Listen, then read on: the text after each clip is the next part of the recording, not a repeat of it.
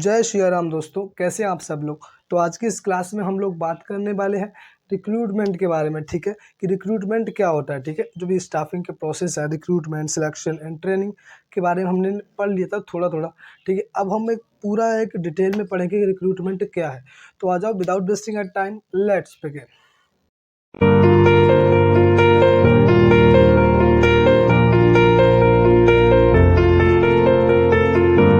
तो हम लोग पढ़ते हैं इस क्लास में कि रिक्रूटमेंट क्या है। ठीक है, स्टाफिंग का जो प्रोसेस है उसमें पहले तो हम किस लोगों को हायर करने के लिए पहले रिक्रूटमेंट करते हैं, वैकेंसीज़ जो है वो ओपन करते हैं, फिर लोग उनमें वैकेंसीज़ में अप्लाई करते हैं, फिर हम लोग उनके वेरियस टेस्ट जो होते हैं बहुत सारे, उनको टेस्ट वगैरह मेडिकल सारा कुछ लेके उनको सिलेक्ट करते हैं, फिर उनको ट्रेनिंग और जो भी आगे का प्रोसेस है वो करते हैं। ठीक है, तो हम फर्स्ट पढ़ते हैं रिक्रूटमेंट जो है वो क्या होता है। ठीक है, recruitment is what. So recruitment का मतलब एक बेसिक यही है कि जो हमारे लोग हैं, ठीक है, जो भी पीपल्स हैं, जो भी कैंडिडेट्स हैं, उन सभी को मोटिवेट करना, जिससे कि वो अप्लाई कर सके आपकी ऑर्गेनाइजेशन की जो भी जॉब्स हैं, पोजीशंस हैं, पोस्ट हैं, खाली हैं उनमें। ठीक है, तो recruitment is what is the process. पहली बात ये प्रोसेस है ऑफ सर्च करना for prospective candidates and stimulating and encouraging to apply for jobs in an organization। ठीक है, यानी कि जो रिक्रूटमेंट है वो एक प्रोसेस है जिसमें कि हम लोग सर्च करते हैं एक प्रोस्पेक्टिव एम्प्लॉयज़ को, यानी कि जिसके पास एक पोटेंशियल हो, जो उस जॉब के लिए लाइक डिज़र्व करता हो, जिसके पास वो नॉलेज है, स्किल है, एबिलिटी है उसको करने के लिए। ठीक है, उसको सर्च करना, फिर उसको इनकरेज करना, स्टिमुलेट करना, मोटिवेट करना, जिससे कि वो अप्लाई कर सके आपकी जॉब में जो आपकी ऑर्गेनाइजेशन में है। ठीक है, तो it is the process of attracting potential employees to the company. ठीक है, it encourages outside manpower, जो है बाहर जो मैन पावर है, बाहर जो लोग हैं, उनको मोटिवेट करना, इनकरेज करना कि वो अप्लाई कर सके। ठीक है, तो बस रिक्रूटमेंट इतना ही है। जैसे आप हैं, ठीक है, जैसे आप हैं, आप जॉब सीकर हैं, ठीक है, आपको जॉब चाहिए। एक कंपनी है जिसके पास जॉब खाली है, पोजीशन खाली है, तो उसने क्या किया, उसने फॉर्म जो है वो ओपन कर दिया कि आप लोग इसके लिए अप्लाई करो, या एडवर्टाइज करा दिया टीवी पर या न्यूज़पेपर में एडवर्टाइजमेंट करा दिया। ठीक है, कि ये पोजीशन खाली है। ठीक है, तो उसने क्या किया, उसने एक वो मोटिवेट किया, इनक्रेज किया, आपको एक नॉलेज दी कि हाँ ये जो जॉब है वो खाली है। ठीक है, आपके पास आई, आपने सारा कुछ पढ़ा, आप उससे मोटिवेट हुए कि हाँ मुझे ये जॉब करनी चाहिए, आपने इसमें अप्लाई कर दिया। बस इतना ही है रिक्रूटमेंट, कि जो ऑर्गेनाइजेशन है वो लोगों को बताता है, मोटिवेट करता है, इनक्रेज करता है। ठीक है, जिससे कि उसको एक प्रोस्पेक्टिव एम्प्लॉयज़ मिल सके। ठीक है, उसको जो ऑर्गेनाइजेशन में उसकी जॉब पोस्ट है, उन जो खाली हैं, वैकेंट है, उनमें वो अप्लाई कर सकें। ठीक है, तो यही बस एक रिक्रूटमेंट है।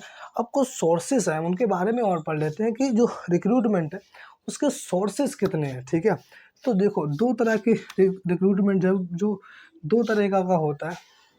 ठीक है, अब देख लेते हैं सोर्सेज कौन कौन से हैं। ठीक है, तो जो रिक्रूटमेंट है वो दो तरीके का होता है। First is internal. ठीक है, वो रिक्रूटमेंट जो हम इंटरनली करते हैं, यानी कि जो हम लोगों को इंटरनल, यानी कि इंटरनल का मतलब क्या होता है, इनसाइड।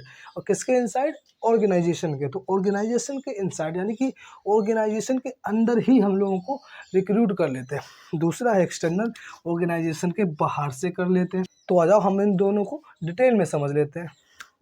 अब देख लेते हैं इंटरनल सोर्सेज के बारे में कि इंटरनल सोर्सेज जो है वो क्या होता है। ठीक है, तो इंटरनल सोर्सेज जो बेसिकली है वो एक क्या चीज़ है कि इसमें कि हम लोगों को रिक्रूट करते हैं। ठीक है, कहाँ से, इंटरनली करते हैं इसमें। ठीक है, जैसे कि एक हमारी ऑर्गेनाइजेशन है, हमें लोगों की ज़रूरत है, तो कुछ तो लोग हम बाहर से ले लेंगे कि जो नए नए फ्रेशर्स हैं उनको हमने रिक्रूट कर लिया। कभी कभी क्या होता है, कंपनी के पास पैसा नहीं होता या पैसा खर्च नहीं करना चाहती है, कुछ भी जो होता है, टाइम नहीं होता उतना।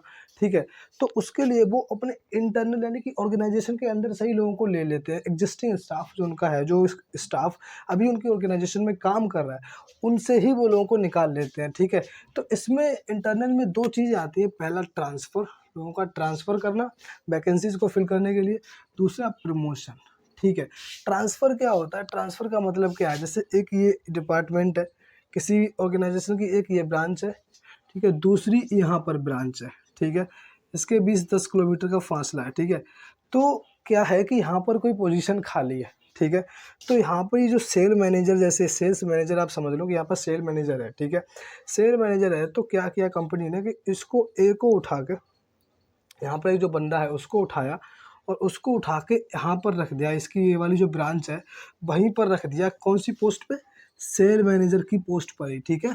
यानी कि ट्रांसफ़र जो है उसमें क्या करते हैं कि एक जगह से इंसान को उठाया, ठीक है, दूसरी जगह पर उसको रख दिया, उसी पोजीशन पर, उसी सैलरी पर और सब कुछ पर, ठीक है।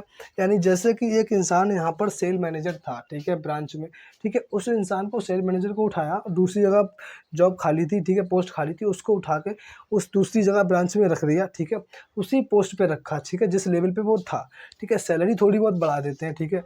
अब प्रमोशन क्या होता है? प्रमोशन में क्या होता है जैसे कि एक इंसान यहाँ पर बैठा है, कोई सबऑर्डिनेट है, ठीक है, यहाँ पर कोई सुपीरियर है ऊपर, ठीक है, मतलब वो ऊंची पोस्ट पे बैठा है, ठीक है।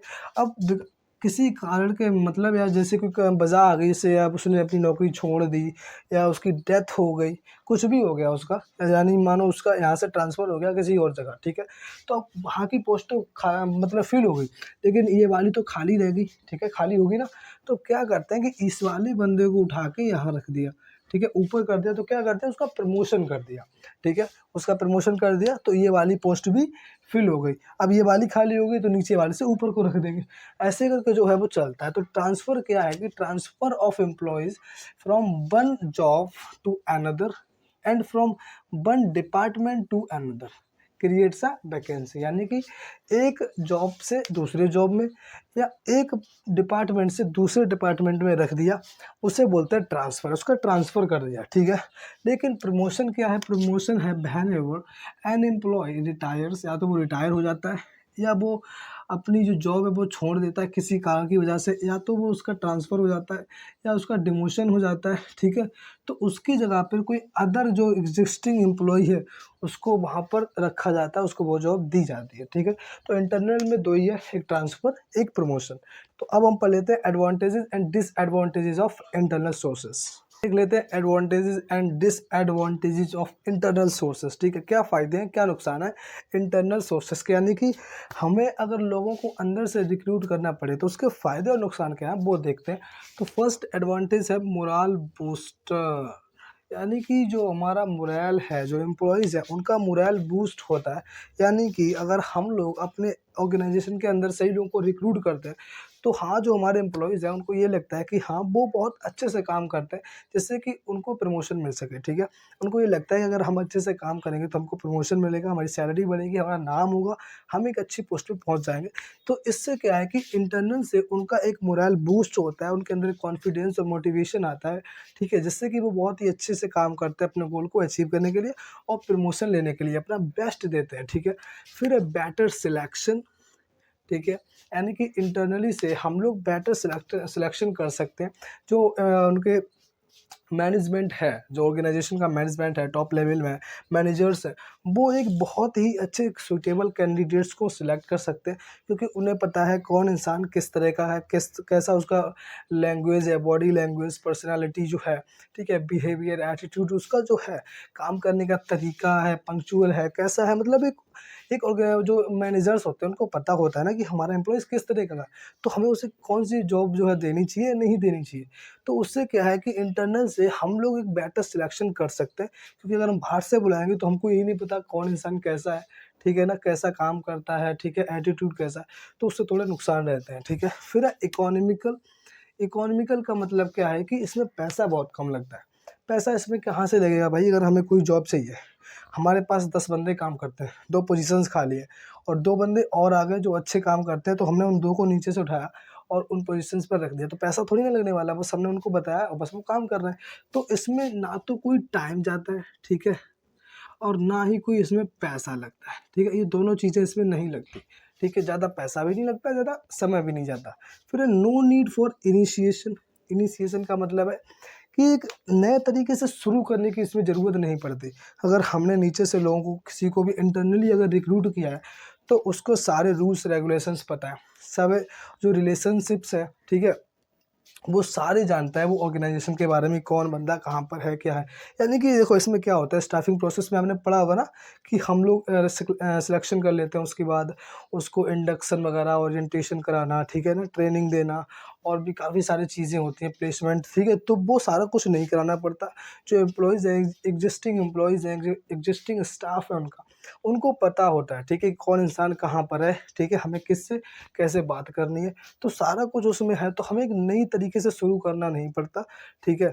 फिर है लॉयल्टी टू दी ऑर्गेनाइजेशन, यानी कि जो ऑर्गेनाइजेशन है उसके लिए लॉयल होके काम करते हैं उनके एम्प्लॉयज़। यानी कि अगर उनको प्रमोशन मिलेगा, ठीक है, तो उनके अंडर जो और लोग काम करते हैं जिनको नहीं मिला, तो वो उसी आस में रहेंगे और अच्छे से काम करेंगे, लॉयल और फेथफुली काम करेंगे अपने ऑर्गेनाइजेशन के लिए, प्रमोशन लेने के लिए, ठीक है ना। तो लॉयल्टी इसमें है और गुडविल भी इंक्रीज़ होती है इससे, ठीक है।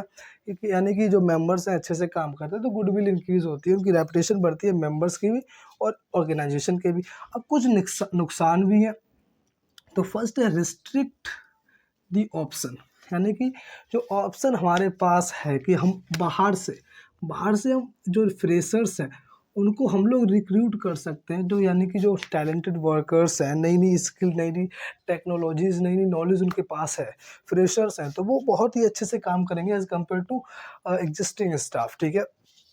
तो लेकिन वो हमारे पास जो ऑप्शन होता है वो हमारे पास ख़त्म हो जाता है क्योंकि हम इंटरनली उनको रिक्रूट कर रहे हैं, ठीक है। फिर lack of availability of suitable candidates. अब कभी कभी क्या होता है, हमें सेल मैनेजर चाहिए, अब हमारा सेल मैनेजर जो एक बहुत अच्छा था उसका लाइक ट्रांसफ़र हो गया या उसकी डेथ हो गई, अब हमें सेल मैनेजर चाहिए। अब हम देख तो रहे हैं कि हमारे पास पैसा भी नहीं है, उतना समय भी नहीं है, बट हम देख रहे हैं तो हमें ऑर्गेनाइजेशन कोई ऐसा मिल ही नहीं रहा जो उस लेवल की सेलिंग कर पाए, ठीक है ना, सेल कर पाए। तो कभी कभी क्या होता है कि जो अवेलेबिलिटी है सूटेबल कैंडिडेट की, वो उसकी कमी पड़ जाती है, ठीक है। हमें जो कैंडिडेट चाहिए, एक सूटेबल कैंडिडेट चाहिए, वो कभी कभी हमें नहीं मिल पाता, ठीक है। फिर डिस्करेज कंपटीशन, जो कंपटीशन है वो भी कम हो जाता है क्योंकि यानी जो एग्जिस्टिंग स्टाफ है, एग्जिस्टिंग मेंबर्स हैं, उनको पता है कि यहाँ पर जो है इंटरनली सब कुछ होता है। तो बाहर से आउटसाइडर जो आते हैं, जो नए नए लोग फ्रेशर्स आते हैं, उनके साथ उनका कंपैरिजन जो है वो कम हो जाता है, बिकॉज यार एग्जिस्टिंग स्टाफ को उतनी नॉलेज नहीं है, ठीक है, जितनी आप फ्रेशर्स को नॉलेज है। एक्सपीरियंस नहीं है वो बात अलग है, बट कंपटीशन कम हो जाता है ना, फिर वो आपस में सब जो एग्जिस्टिंग मेंबर्स हैं, ठीक है, जो उसमें अंदर से काम कर रहे हैं, वो सिर्फ उतना ही काम करते हैं कि उनको प्रमोशन मिल जाए। जैसे मैं हूँ, मुझे पता है कि यार इसने बंदे ने इतना काम किया, उसको प्रमोशन मिल गया, तो मुझे भी कुछ ऐसी गोल को अचीव करना पड़ेगा और मेरे को भी प्रमोशन मिल जाएगा, ठीक है। तो वो सिर्फ उतना ही काम करते हैं कि उन्हें प्रमोशन मिल जाए, बाकी फिर नहीं करते, ठीक है। तो ये जो यहाँ पर है कि डिस्करेज कंपटीशन कम हो जाता है वहाँ पे, क्योंकि बाहर से लोगों को हम रिक्रूट ही नहीं कर रहे हैं। फिर है क्रिएट कंट्रोवर्सीज जो है, विवाद है, डिस्प्यूट्स, लड़ाई झगड़े, कॉन्फ्लिक्ट वगैरह हो जाया करते हैं। बिकॉज यार कि जैसे मैं हूँ, मेरे और दो दोस्त हैं, ठीक है, हम तीनों ने एक साथ एक गोल के लिए काम किया, अचीव हुआ, ठीक है, सारा कुछ है। उसके बाद उन दोनों का प्रमोशन हो गया, मेरा नहीं हुआ। एक्चुअली मुझे ऐसा लगता था कि मैंने बहुत अच्छा काम किया, मेरा प्रमोशन होना चाहिए था, बट मेरा नहीं हुआ, उन दोनों का हो गया। तो फिर वहाँ पर एक कॉन्ट्रोवर्सीज क्रिएट हो जाती है, लड़ाई झगड़े जो है हो जाया करते हैं, ठीक है ना। ये तो एक बेसिक सी बात है, कोई इतनी बड़ी चीज़ नहीं है, ठीक है। फिर स्टैग्नेशंस ऑफ स्किल्स, यानी कि जो स्किल्स है उनका स्टैग्नेशन का मतलब क्या है कि कम हो जाती हैं स्किल्स। अब जैसे एक फ्रेशर है, उसके पास एक अच्छी नॉलेज है, वो पहली बार उस ऑर्गेनाइजेशन में गया है, अच्छे से काम करता है, ठीक है। वहीं जब टाइम बीतता जाता है, लोगों के पास एक्सपीरियंस तो आ जाता है, बट उनकी जो स्किल्स है वो धीरे धीरे कम होती चली जाती हैं, ठीक है ना, एब्सोल्यूट हो जाती हैं। तो जो यहाँ पर स्किल्स है उतनी उनके पास नहीं होती एग्जिस्टिंग मेंबर्स के पास जितनी आउटसाइडर के पास होती है। तो ये भी एक यहाँ पर डिसएडवांटेज देखने को मिलता है। फिर है पास्ट लॉयल्टी नो गारंटी, यानी कि अगर हमने क्या किया कि हमने इंटरनली लोगों को रिक्रूट किया कि यार ये बंदा लॉयल है, इसको चलो रिक्रूट करते हैं, ठीक है। अब वो बहुत अच्छे से काम कर रहा था, एकदम लॉयल्टी के साथ, फेथफुली के साथ वो काम कर रहा था, बट जब उसको प्रमोशन मिल गया, उसने वो सारा कुछ छोड़ दिया, ठीक है, सब कुछ छोड़ दिया, बस अब उल्टे सीधे काम कर रहा है। कुछ लोग होते हैं ना भाई यार, वो सिर्फ उतना ही करते हैं कि यार मेरे को ये मिल जाए, बस उनको जैसे ही वो पोस्ट मिली वो सारा कुछ भूल जाते हैं, ठीक है। जैसे अगर हम बात कर लें पॉलिटिकल लीडर्स की, ठीक है, नाम नहीं लेंगे, ज़्यादातर लोग ऐसे ही होते हैं, ठीक है, जो भी जब इलेक्शन का टाइम आता है ना वोट मांगने का, तब सब लोग बोलते हैं कि ये कर देंगे, वो कर देंगे, ये कर देंगे, ये करेंगे, वो करेंगे, सारा कुछ बोलते हैं। फिर जब वो जीत जाते हैं ना, उसके बाद वो भूल जाते हैं कि ये लोग हैं कौन। फिर पूछते हैं भाई आप कौन है, भूल जाते हैं। फिर जब इलेक्शन आता है ना तभी याद आता है। तो वही है कि लॉयल्टी जो हमारे पास थी कि हाँ ये बंदा ठीक है, इसको वोट करना चाहिए, ठीक है, बाद में वो भूल जाता है। तो कोई यहाँ पर ये नहीं है कि लॉयल्टी की कोई गारंटी नहीं है कि अगर पास्ट में वो बंदा बहुत लॉयल था तो फ्यूचर में भी रहेगा, ठीक है। फिर not suitable for all post, यानी कि कभी कभी क्या है कि जो लोग हैं वो सभी पोस्ट के लिए नहीं होते हैं। अगर जो प्रोडक्शन मैनेजर है और हमारी ऑर्गेनाइजेशन में सेल्स मैनेजर की पोस्ट खाली पड़ी है, तो हमने प्रोडक्शन मैनेजर को देखा कि यार ये ठीक है, इसको यहाँ पे लगा देते हैं। लेकिन वो प्रोडक्शन मैनेजर है, वो प्रोडक्शन के बारे में देखेगा, वो सेल्स के बारे में नहीं देखेगा, ठीक है ना। तो कभी कभी जो कैंडिडेट्स होते हैं वो सभी पोस्टों के लिए सुइटेबल नहीं होते, ठीक है। तो ये थी disadvantages and advantages of internal sources. अब हम लोग पढ़ लेते हैं एक्सटर्नल सोर्सेस के एक्सटर्नल सोर्सेस क्या है। तो गाइज अब हम लोग देख लेते हैं एक्सटर्नल सोर्सेज के बारे में। एक्सटर्नल सोर्सेज जो है क्या होता है, ठीक है। एक्सटर्नल सोर्सेज में क्या होता है, एक्सटर्नल सोर्सेज में हम लोग यानी कि ऑर्गेनाइजेशन जो है टॉप लेवल जो है वो बाहर से लोगों को रिक्रूट करता है, आउटसाइडर्स जो होते हैं उनको लेके आता है, ठीक है। इंटरनल में अंदर से करता है, एक्सटर्नल में बाहर से करता है, बस यही है एक्सटर्नल की डिफिनेशन और कुछ भी नहीं है। अब इसमें ये जो पॉइंट्स हैं वो आपको बहुत ही ध्यान से समझने हैं, ठीक है ना। ये जो पॉइंट्स हैं, ये 11 पॉइंट्स हैं, आपको इनको अच्छे से लेके चलना है। इंटरनल सोर्सेज में सिर्फ इतना ही है, ना रट्टा मारना है, ना कुछ उतना आपको हेजिटेट नहीं होना है, बस बहुत ही आसान है, बस समझना है आपको, ठीक है। तो फर्स्ट जो एक्सटर्नल सोर्सेज जो है वो फर्स्ट हम करते हैं डायरेक्ट रिक्रूटमेंट, ठीक है। डायरेक्ट रिक्रूटमेंट का क्या मतलब है कि डायरेक्ट रिक्रूटमेंट में हम क्या करते हैं कि जो हमारा ऑर्गेनाइजेशन है, ठीक है, उसको मतलब जो उसका मेन गेट होता है, ठीक है, उसमें हम पोस्टर्स लगा देते हैं, टेम्पलेट्स लगा देते हैं कि हाँ भाई ये पोजीशन खाली है, ये जॉब खाली है, आप लोग अप्लाई कर सकते हैं।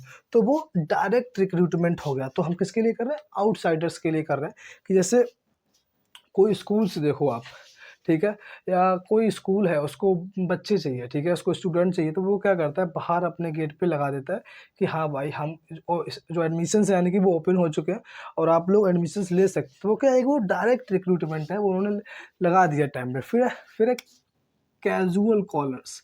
कैजुअल कॉलर्स जैसे क्या होता है, जैसे फॉर एग्जांपल जैसे कि क्या हुआ था कि इस साल ऑर्गेनाइजेशन जो है वो उसको लोग चाहिए। तो पिछली साल जब उसने रिक्रूटमेंट किया था तो क्या किया था उसने कि उसको पिछली साल 10 लोग चाहिए थे, ठीक है, 10 लोग चाहिए थे। वहाँ पर 50 लोगों ने अप्लाई किया, ठीक है, 50 लोगों ने अप्लाई किया वहाँ पर। तो क्या हुआ कि 50 लोगों ने अप्लाई किया लेकिन उससे चाहिए कितने, 10। लेकिन जो ऑर्गेनाइजेशन है, जो मैनेजमेंट है, उसको 20 लोग बहुत अच्छे लगे, 50 में से 20 अच्छे लगे, 30 को उसने निकाल दिया।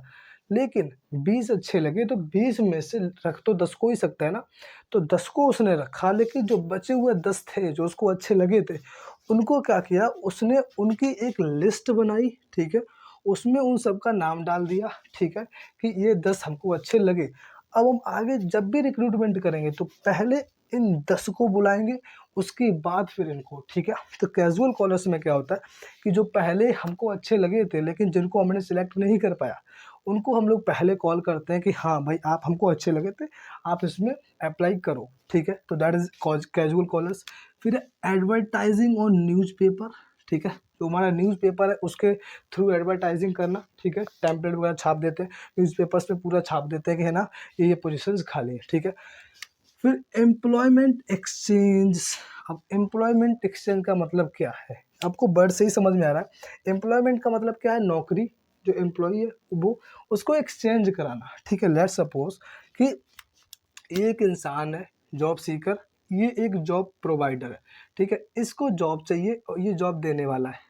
इसके बीच एक फॉर्म बैठा है, एक लोग बैठे हैं, ठीक है, जो कि इसको जॉब देते हैं, ठीक है।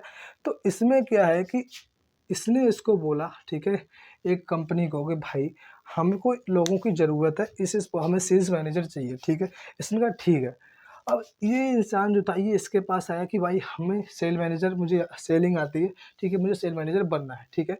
तो इसने क्या किया, इसने इन दोनों को आपस में जुड़वा दिया, ठीक है। अब उसको कंपनी जिसको नौकरी देनी थी उसको इंसान भी मिल गया, और जिसको नौकरी चाहिए थी उसको नौकरी भी मिल गई, ठीक है। तो प्लेसमेंट एजेंसी क्या करती हैं, प्लेसमेंट एजेंसीज जो होती हैं वो job seekers and job providers को आपस में मिलाती हैं, ठीक है। लेकिन एक बात है कि एम्प्लॉयमेंट एक्सचेंज जो है वो एक पब्लिक है, ठीक है, वो प्राइवेट सेक्टर नहीं है, वो पब्लिकली है, ठीक है। एम्प्लॉयमेंट एक्सचेंज है वो पब्लिक है।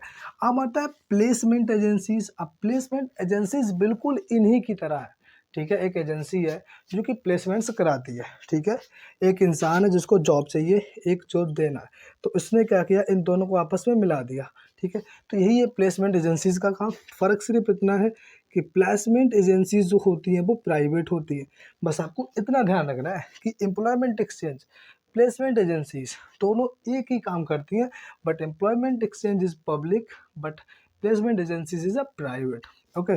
फिर आता है मैनेजमेंट कंसल्टेंट, यानी कि मैनेजमेंट कंसल्टेंट में क्या होता है कि आजकल आप देख रहे हैं बहुत सारी फर्म्स जो है वो खुद ही एक ऑर्गेनाइजेशन को एक टेक्निकल बहुत ही स्किल वाला नॉलेज वाला, ठीक है, एक इंसान जो है खुद ही देती है ऑर्गेनाइजेशन को कि हाँ ये इंसान ठीक है, हम इसके सारे टेस्ट ले चुके हैं, आप इनको ले सकते हैं, ठीक है। तो इसका सिर्फ यही काम है। तो ये जो तीन है, employment exchange, placement agencies and management consultant, सबका यही काम है, ठीक है, कि एक दूसरे को मिलाती है ये, ठीक है।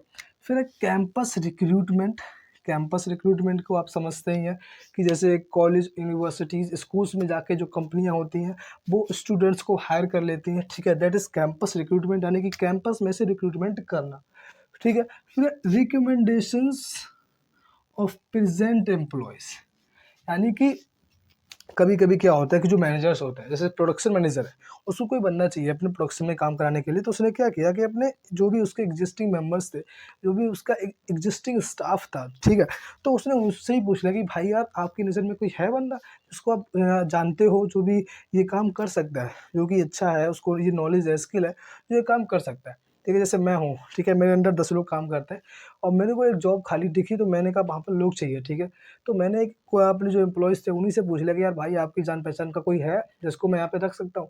उसने कहा हाँ, है भाई, ठीक है, मेरे मामा का लड़का है, उसको ले आते हैं, ठीक है। तो वो उसको लेके आ गया। तो that is what, that is recommend किया उसने, ठीक है, रिकमेंड किया, ठीक है, किसने? जो प्रेज़ेंट एम्प्लॉयी था उसने, ठीक है। तो दैट इज़ एक्सटर्नल सोर्सेज़। फिर लेबर कॉन्ट्रैक्टर। अब लेबर कॉन्ट्रैक्टर में क्या होता है? लेबर कॉन्ट्रैक्टर में ये होता है कि जैसे मैं हूँ, मुझे अपना कंस्ट्रक्शन का काम करवाना है, मुझे कोई अपनी बिल्डिंग बनवानी है, ठीक है। तो मैंने क्या किया, मैंने ये क्या किया, जैसे ऑर्गेनाइजेशन की बिल्डिंग, कोई घर वगैरह नहीं, ठीक है। तो जैसे कोई मुझे नई अपनी ब्रांच खोलनी है, तो मैंने क्या किया कि एक कॉन्ट्रैक्टर को उठाया, उसी को पूरा हमने कॉन्ट्रैक्ट दे दिया कि भाई ये तुमको पूरा बना के मुझे कंप्लीट करके देना है, ठीक है। तो हमने उसको पूरा सौंप दिया, वो खुद ही करेगा। तो दैट इज़ एक्सटर्नल सोर्सेज। हमने सब कुछ उसको दे दिया, वो खुद ही बना के मैं पूरा प्रिपेयर करके दे देगा।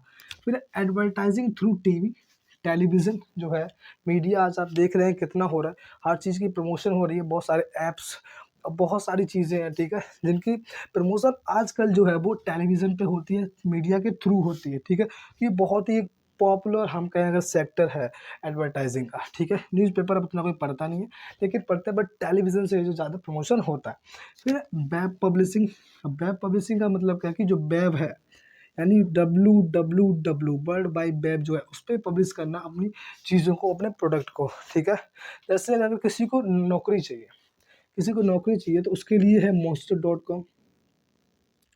monster.com पे आप जा सकते हैं, ठीक है। naukri.com है, naukri.com है, बहुत सारी ऐसी वेबसाइट्स हैं जो कि लोगों को जॉब दिलाती हैं।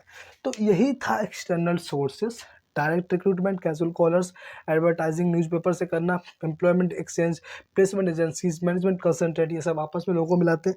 कैंपस स्कूल से रिक्रूटमेंट कर लेना, कोई एम्प्लॉई अपने मतलब सगे संबंधी को, अपने नोन को वो रिकमेंड करता है टॉप लेवल को।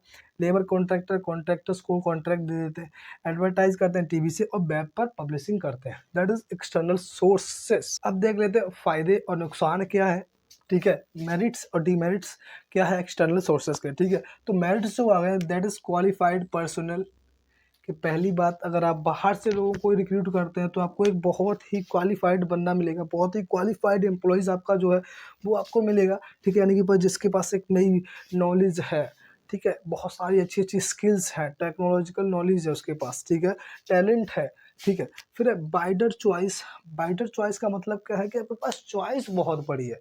आपके पास पूरा खुला आसमां पड़ा है, यानी कि खुले आसमां का मतलब क्या है कि हमारे पास पूरी दुनिया पड़ी हुई है, ठीक है। हम किसी को भी चूज़ कर सकते हैं, इतने सारे लोग हैं, ठीक है, इन सारे में बहुत सारे लोगों को हम चूज़ कर सकते हैं, ठीक है। रिक्रूटमेंट का मतलब ही यही होता है कि आप कितने अच्छे से, कितने अच्छे इंसानों को, कितने ज़्यादा लोगों को मोटिवेट कर पाएँ एप्लीकेशन के लिए, ठीक है, यानी कि वो आपकी जॉब में अप्लाई कर सकें, ठीक है। तो आपके पास एक बहुत ही बड़ी चॉइस रहती है कि आप ये जो पूरी दुनिया पड़ी है, आपके पास पूरी है कि इनमें से किसी को भी आप चूज़ कर सकते हैं अपने जॉब के लिए, ठीक है। एक्सटर्नल से ही ये फ़ायदा है। फिर फ्रेश टैलेंट, वही बात है कि आपको एक क्वालिफ़ाइड पर्सनल और फ्रेश टैलेंट जो है बंदा मिलता है।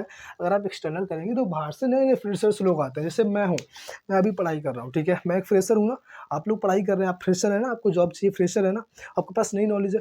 लेकिन अभी जो इससे पहले उस ऑर्गेनाइज़ेशन में जो लोग काम कर रहे हैं, उनके पास वो टैक्टिस, ट्रिक्स, टिप्स वो नहीं है, स्किल्स, नॉलेज, टेक्नोलॉजिकल नॉलेज नहीं है जो हमारे पास अभी है, ठीक है। तो इससे क्या है, एक फ्रेश टैलेंट का बंदा मिलता है एक ऑर्गेनाइज़ेशन को, जो कि फ़ायदा कराता है उसकी प्रोडक्टिविटी में और गुडविल में ऑर्गेनाइज़ेशन की। फिर एक कॉम्पिटिटिव स्पिरिट, यानी कि जो हम एक्सटर्नल सोर्सेज से, हम जो बाहर से लोगों को रिक्रूट करते हैं, तो उनके पास एक इफ़ेक्टिव और बहुत ही एक अच्छी ट्रेनिंग नॉलेज होती है, ठीक है? जिससे कि वो अपना बेस्ट देते हैं अपने गोल को अचीव करने के लिए, ठीक है? यानी कि उनके पास एक अच्छी नॉलेज है, अच्छी ट्रेनिंग है, ठीक है? तो बहुत ही वो अच्छे से काम करते हैं अपने गोल को अचीव करने के लिए, जिससे कि एक जो कॉम्पिटिशन है, वो इंक्रीज़ हो जाता है, ठीक है? मार्केट में। जैसे कि मैं हूँ, मुझे मेरे पास अभी जॉब नहीं है, अगर मैं कहीं जॉब करने जाऊँगा, ठीक है, तो मैं नया-नया बंदा हूँ, तो कितना हमारा लोगों का मन करेगा यार कि हाँ, बहुत अच्छे से काम करेंगे, पहली बार जॉब मिली है, ठीक है, यानी कि तो बहुत अच्छे से लोग हम काम करते हैं। जैसे अगर बात करें कि आप 12th में जब आए होंगे, आपको नई-नई किताबें मिली होंगी, ठीक है, तो आपको कितना मन करा होगा। ये ऐसा होता रहता है, मैं अपने बचपन से देख रहा हूँ कि जब हमें कोई नई किताबें मिलती है ना, तो बहुत मन करता है कि हाँ यार, ये किताबें तो हम 2 महीने में ख़त्म कर देंगे, बहुत अच्छे से पढ़ेंगे, मज़ा आता है। 3-4 दिन तक बहुत अच्छे से पढ़ते हैं, फिर वही चलता है, ठीक है। तो यानी कि जो फ्रेशर्स होते हैं, बहुत ही अच्छे से काम करते हैं ऑर्गेनाइज़ेशन में, अपना बेस्ट देते हैं क्योंकि उनके पास प्रॉपर नॉलेज है, ट्रेनिंग है, स्किल है, ठीक है। तो इससे कम जो कॉम्पिटिशन है वो बना रहता है। फिर डिमेरिट्स, अब कुछ नुकसान भी इसके हैं, वो ये हैं भाई कि अगर हम लोगों को बाहर से चूज़ कर लेते हैं ना, तो जो एक्जिस्टिंग स्टाफ है, वो स्टाफ जो पहले से ही ऑर्गेनाइज़ेशन में काम कर रहा है, उनके अंदर एक डिसएडवांटेजेस आ जाता है, यानी कि वो इस एक्सपेक्टेशंस में बैठे थे, वो इस उम्मीद में बैठे थे कि हम लोग अच्छे से काम करेंगे, ठीक है, हार्ड वर्क करेंगे, हमको प्रमोशन मिलेगा, ठीक है। लेकिन ऑर्गेनाइज़ेशन जो है वो तो बाहर से ही लोगों को रिक्रूट कर रहा है, तो उसे कैसे जॉब मिलेगी? जो बंदे अच्छे से काम कर रहे हैं, प्रमोशन के लिए काम कर रहे हैं, तो उन्हें कैसे मिलेगी भाई, है ना? तो उनके अंदर कहीं न कहीं एक डिमोटिवेशन आ जाता है, ठीक है। तो वो सही से काम नहीं कर सकते, ठीक है, नहीं करते हैं वो ऑर्गेनाइज़ेशन के लिए, ठीक है ना। फिर है लेंथी प्रोसेस, बड़ा प्रोसेस है भाई, क्योंकि स्टाफिंग के लिए पहले तो हमें ये पता करना पड़ता है लोग कैसे चाहिए, कितने लोग हैं, किन-किन लोगों की ज़रूरत है। अब पता कर लिया सेल मैनेजर चाहिए, अब उस सेल मैनेजर किस तरह का होना चाहिए, फिर रिक्रूटमेंट करेंगे, उसका प्रोसेस है, सिलेक्शन करेंगे, उसमें बहुत सारे एग्ज़ाम्स, मेडिकल, फिटनेस बहुत कुछ है। उसके बाद ट्रेनिंग देंगे, प्लेसमेंट कराएँगे, बहुत सारी चीज़ों के बाद फिर आके वो मैन जो काम है, ओरिजिनल वर्क जो है वो करेगा। तो एक बहुत बड़ा प्रोसेस है, फिर पैसा बहुत लगेगा भाई इन चीज़ों के लिए, पैसा तो हर एक चीज़ के लिए चाहिए, पैसा हर एक चीज़ के लिए चाहिए, ठीक है? तो पैसा लगेगा और टाइम भी बहुत लगेगा, ठीक है ना? इंटरनल में यही तो एक मेरिट था कि भाई इकोनॉमिकल था, पैसा कम लगता था, समय कम लगता था, डिक्रीज़ प्रोडक्टिविटी। अब ये यहीं से आ गया कि भाई जब लोगों के अंदर एक डिमोटिवेशन होगा, ठीक है? वो अच्छे से काम नहीं करेंगे, ठीक है? वो जानते हैं कि यार ऑर्गेनाइज़ेशन तो कुछ सोच ही नहीं रहा हमारे बारे में, हम तो अच्छे से काम कर रहे हैं कि प्रमोशन मिले, वो लोग बाहर से ही कर रहे हैं रिक्रूटमेंट, तो वो अच्छे से काम ही नहीं करेंगे। वो जो उनका हार्ड वर्क है, काम करने का तरीका जिससे वो अच्छे से कर रहे थे, उनका जो पोटेंशियल है वो सारा वो कम कर देंगे, रोक देंगे, काम करना ही उस तरीके से बंद कर देंगे। उनका जो कह सकते हैं एकदम केयरलेस हो जाएँगे वो, ठीक है? ज़िम्मेवारी नहीं समझेंगे कुछ, और इसी से जो प्रोडक्टिविटी है ऑर्गेनाइज़ेशन की वो डिक्रीज़ हो जाएगी, ठीक है? तो ये थे merits and demerits of external sources, ठीक है? अब हम एक टॉपिक और छोटा-सा है, वो है डिफरेंस देख लेते हैं इंटरनल में एंड एक्सटर्नल में, फिर इसी के साथ इस क्लास को भी फिनिश करते हैं। तो चलो देख लेते हैं। इंटरनल और एक्सटर्नल में जो है वो डिफरेंस क्या है, ठीक है, डिफरेंस क्या है वो देख लेते हैं, आ जाओ। तो इंटरनल जो है, ठीक है, इंटरनल जो है एंड एक्सटर्नल जो है उनमें बहुत बड़ा डिफरेंस है दोनों में, ठीक है। इंटरनल क्या है, internal is it is making use of existing staff to fill up vacancies, ठीक है। इसमें हम लोग अपने एग्जिस्टिंग स्टाफ को यूज़ करते हैं जिससे कि हमारी जो वैकेंसीज हैं वो पूरी हो सके, फिल हो सके। It is searching for outside the organisation, ठीक है। इसमें हम ऑर्गेनाइजेशन के बाहर से लोगों को रिक्रूट करते हैं। फिर it provides a limited choice, इसमें ज़्यादा चॉइस नहीं होती, ठीक है, क्योंकि हर एक पोस्ट के लिए हर एक बंदा नहीं होता। फिर lack of availability of suitable candidates, ठीक है ना, तो वहाँ पर मतलब अवेलेबल नहीं होते suitable candidates. It provides a wide choice, इसमें ज़्यादा चॉइस होती है कि हम लोग बहुत सारे लोग हैं, इतने लोग हैं हमारे वर्ल्ड में, ठीक है, हमारे कंट्री में हम लोग इतने सारे लोगों को किसी भी एक को चूज़ करना तो हम इजीली कर सकते हैं बहुत ही अच्छे से, ठीक है। रिक्रूटमेंट क्या है, रिक्रूटमेंट है ही एक चीज़ कि आप ज़्यादा से ज़्यादा लोगों को रिक्रूट कर पाएँ, यानी कि आपके पास जितने ज़्यादा लोग होंगे उतना आप एक अच्छा इंसान सेलेक्ट कर सकते हैं, ठीक है। फिर इट इज़ अ चीपर, इसमें कोई पैसा नहीं खर्च होता है, यानी कि कोई प्रमोशन नहीं करना, कोई एडवर्टाइजिंग नहीं करनी, पैसा बच जाता है, ठीक है। It is more expensive because इसमें पब्लिसिटी के लिए पैसा चाहिए, एडवर्टाइजिंग करना है पैसा तो चाहिए भाई, ठीक है। It is a less time consuming, यानी कि इसमें समय जो है बहुत कम लगता है, ठीक है। It is a more time consuming, इसमें समय ज़्यादा लगता है, समय ज़्यादा चाहिए, बहुत सारी स्टेप्स होती हैं उनको करने के बाद ही फिर एक बंदा जो है वो ओरिजिनल वर्क पे जाता है। तो it motivates existing staff to improve their performance, यानी कि जो इंटरनल सोर्सेज जो है, अगर हम इंटरनली किसी को लाइक रिक्रूट करते हैं तो वो अपने एग्जिस्टिंग स्टाफ जो और लोग हैं उनको वो मोटिवेट करता है, यानी कि वो अपनी परफॉर्मेंस को बढ़ा सके जिससे कि उन्हें प्रमोशन मिल सके। बट एक्सटर्नल जो है वो अपने एग्जिस्टिंग स्टाफ को डिससेटिस्फाइड कर देता है, फ्रस्ट्रेटेड में हो जाते हैं वो लोग, क्योंकि उन्हें ऐसा लगता है कि यार ऑर्गेनाइजेशन तो सोच ही नहीं रहा मेरे लिए यार, अगर हम लोग अगर अच्छे से काम करेंगे प्रमोशन नहीं मिलेगा तो क्या फ़ायदा, ठीक है ना। तो दिस वाज अ रीज़न यार कि यहाँ पर लोग डिससेटिस्फाइड हो जाते हैं। फिर there is no scope of fresh talent, fresh talent का यहाँ पर कोई स्कोप नहीं है, एग्जिस्टिंग मेंबर्स ले लेते हैं तो कभी कभी उनके पास उतनी स्किल्स भी अच्छी से नहीं होती, ठीक है, सूटेबल भी नहीं होते, फिर भी मजबूरी में लेना पड़ता है। But it infuse new blood, नया खून, नए लोग आते हैं, ठीक है, नया टैलेंट उन्हें मिलता है, नए टैलेंट के साथ लोग, नई स्किल के साथ लोग आते हैं, ठीक है। तो दैट्स गाइज कि ये था हमारा एक टोटल प्रोसेस जो पूरा था रिक्रूटमेंट का, हमने पढ़ लिया, ठीक है। तो हम थोड़ा एक मार लेते हैं लुक कि होता क्या है रिक्रूटमेंट। तो रिक्रूटमेंट इज़ व्हाट, रिक्रूटमेंट में ये होता है कि हम कैसे अपने ज़्यादा से ज़्यादा लोगों को मोटिवेट करें जिससे कि वो अप्लाई कर सकें, ठीक है। तो रिक्रूटमेंट यही है कि हम ज़्यादा से ज़्यादा लोगों को मोटिवेट करें जिससे कि हमारी ऑर्गेनाइजेशन में वो लोग अप्लाई कर सकें, ठीक है। रिक्रूटमेंट में दो चीज़ें होती हैं, इंटरनल एंड एक्सटर्नल।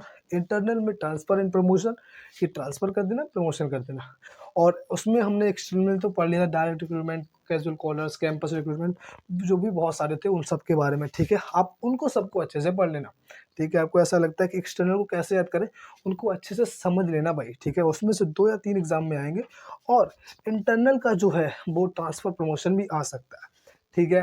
तो अगर बात करें तो इस चैप्टर में बहुत ही इंपॉर्टेंट टॉपिक है सिलेक्शन टॉपिक जो हम पढ़ेंगे, लेकिन रिक्रूटमेंट आप अच्छे से पढ़ लेना, ट्रांसफ़र प्रमोशन को पढ़ लेना, ठीक है। उसके बाद जो एक्सटर्नल के जो वो चीज़ें थी 11 टाइप्स, ठीक है, उनको बहुत अच्छे से पढ़ लेना।